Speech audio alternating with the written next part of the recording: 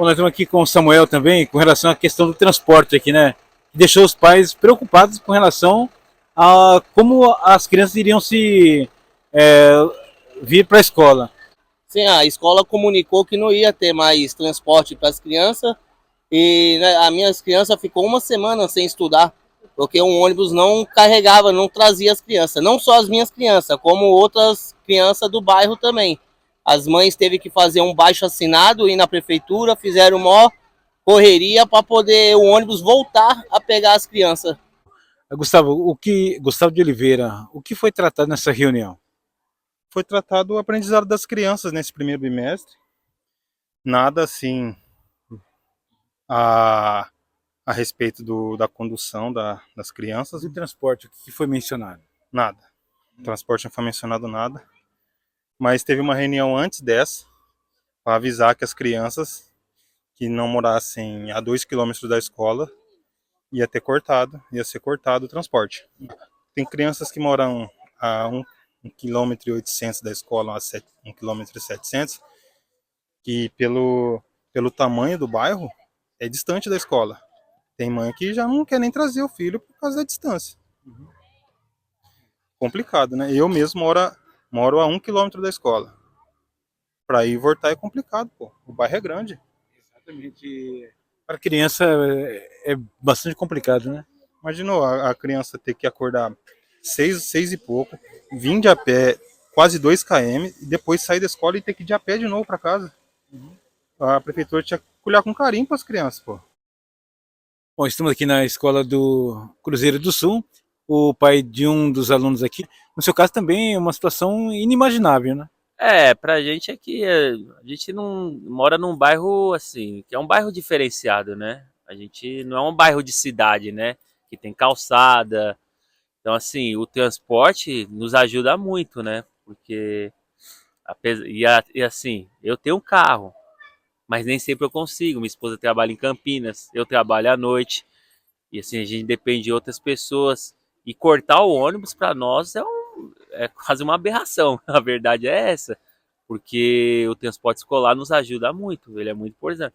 Nós moramos a 1.300 metros da escola. Mas assim, se você olhar o caminho não é um caminho fácil. É um caminho na chuva, que é um subidão, que não tem calçada, que não tem mato para tudo que é lado. É um lugar ermo. O primeiro dia que proibiram, aí eu tive que colocar minha filha de 17 anos para subir sozinha depois. Então, assim, precisa ter um bom senso, né?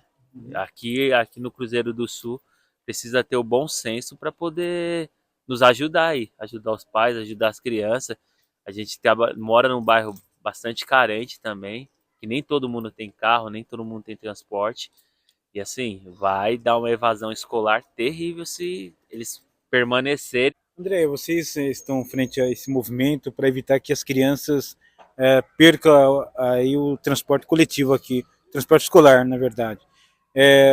Como é que está essa situação aqui dos pais que têm os filhos que estavam aí com essa possibilidade de perder o transporte escolar?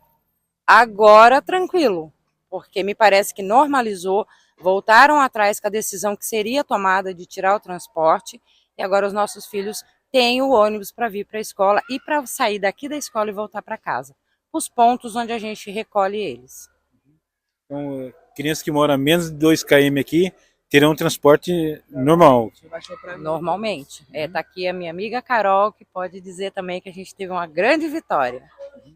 E essa questão baixou para 1.500, Carol? Você não Carol do quê? Caroline Fernanda. Caroline Fernanda. Abaixou para 1.500 quilômetros devido ao bairro que a gente tem. A gente não tem tudo asfaltado, então não é, a gente ainda é área rural e, como lei, a gente que é de área rural é obrigatório ter o ônibus para as crianças. Então, eles abaixaram e estão correndo normalmente. Só foi cortado 3 ou 4 quarteirões perto da escola. Do restante, todos estão normais, pegando ônibus. Com relação à evasão escolar, isso pelo menos tranquiliza os pais, né? Que isso não aconteça, né? Com certeza, até porque a gente tem um compromisso, a maioria dos pais trabalham, os que não trabalham têm os seus afazeres, para vir até aqui, que nem no meu caso eu trabalho, eu entro 8 horas, eu tenho que deixar uma aqui, deixar outra lá na outra escola, para depois eu ir trabalhar, eu perco meu serviço, entendeu? Então, assim, mas porque a gente ouviu até que, mas isso é preguiça de andar. Não, não é. E quando chover? O que a gente faz? Dificuldade, né, Carol? O que a gente faz? Vai colocar as crianças na lama para andar? Porque aqui é lama, aqui é barro. A gente vai colocar as crianças para andar na lama para chegar como aqui na escola? Entendeu? Para chegar aqui e ser zoado pelos coleguinhas que a gente sabe que tem isso. Tudo sujo, que não sei o quê. Então não dá. Não dá. A gente precisa desse ônibus e a gente conseguiu, graças a Deus. Bom, nós estamos aqui na escola do Cruzeiro do Sul. Aconteceu uma reunião já início da noite de hoje para falar a respeito do bimestre, o andamento das crianças aqui da escola. Com relação ao transporte, os pais estavam apreensivos, mas a princípio vai continuar o transporte aqui na região. Eu falo agora com a Patrícia. Bom, o que foi passado para a gente foi que na sexta-feira foi reavaliada a situação, a prefeitura voltou atrás e disse que a partir de hoje, segunda-feira, os ônibus iriam passar normalmente, né, perto da caixa d'água, Pinheirinho, em volta aqui assim da escola, mas que ainda seria analisado caso por caso, e aí depois acho que eles vão entrar em contato com a gente, mas por enquanto o ônibus está passando normalmente. Hoje de manhã eu levei meus filhos no ponto, pegaram, tem a Flávia aqui também, que foi uma das mães também que deu a cara a tapa nessa causa, e também foi, a Tânia Mara falou para ela pode até falar para o senhor, que iria tá passando normalmente o ônibus. E o transporte aqui é fundamental, senão haveria uma evasão escolar aqui gigantesca, né? Sim. Flávia do quê? Flávia Cavalcante. Foi Flávia. eu que reuni todas as mãezinhas, né? Desde o dia que teve a reunião aqui no dia 13, que nós ficamos sabendo que a partir do dia 22 não teria mais transporte. Então eu liguei mãezinha por mãezinha, entrei no PV das mãezinhas e eu dei a cara a tapa, conheci a Andréia, conheci a Patrícia, conheci as mãezinhas, né? Uhum. Então, meu filho, nós mora lá na Caixa d'Água, né? E se Quantos não km daqui a caixa d'água? 1,5 km. 1,5 km. 1,5 km. Em tese seria suspenso o transporte também. Todos, a partir de quem não batesse 2 km ia ter suspensão dos transportes, né? Então, eu acho que a movimentação nossa foi um sucesso. Eu sou uma mãe atípica, meu filho tem TDAH e estuda nessa escola, então até agora na reunião eu falei para a professora que essa semana que nós estava assim decisivo, que nós estávamos dando a cara a tapa, indo no jornal, fomos na câmera, as mãezinhas foram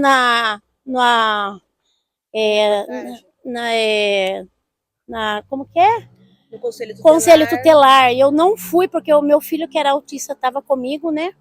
Então, meu filho tem TDAH, ele sofreu muito. Crise de ansiedades, de roer a mão, de sangrar a unha, sangrar as peles, né? Então, a gente sofreu junto. Então, eu liguei na sexta-feira, conversei com a Tânia Mara, né? A Mara que é secretária de Educação. Isso, secretária da Educação, eu comentei porque uma monitora do ônibus tinha falado para as crianças do Pinheirinho que a partir de segunda-feira não ia ter transporte. Então eu quis questionar ela, porque a gente já estava lutando para isso. E ela falou para mim que isso não convia, era só uma atualização de endereço que estava sendo, porque tinha crianças que não fazia parte do transporte e estavam montando. Né? Então eu acho assim, isso vinha da escola, porque quem dá o transporte, que oferece o transporte é a escola, né? Mas ela me falou isso quando foi na segunda-feira teve, né? Hoje transporte normal, teve normal o transporte, só atrasou um pouquinho, né? Sempre passa lá na caixa d'água 6h35, 6h40, hoje passou por volta de 6h50 mais ou menos. Esperamos que mantenha o transporte assim, né? Assim, se não manter, nós vamos ligar para o senhor, pode ter certeza. Fique à vontade, porque a nossa função é realmente colaborar, né? Eu agradeço a atenção. Lá no dia da reportagem, vocês foram muito atenciosos com a gente. Eu agradeço o espaço, agradeço por o senhor estar aqui hoje, se preocupando com as nossas crianças. Deus abençoe, muito obrigada. Sabe de uma coisa que me deixou muito mal dessa reportagem?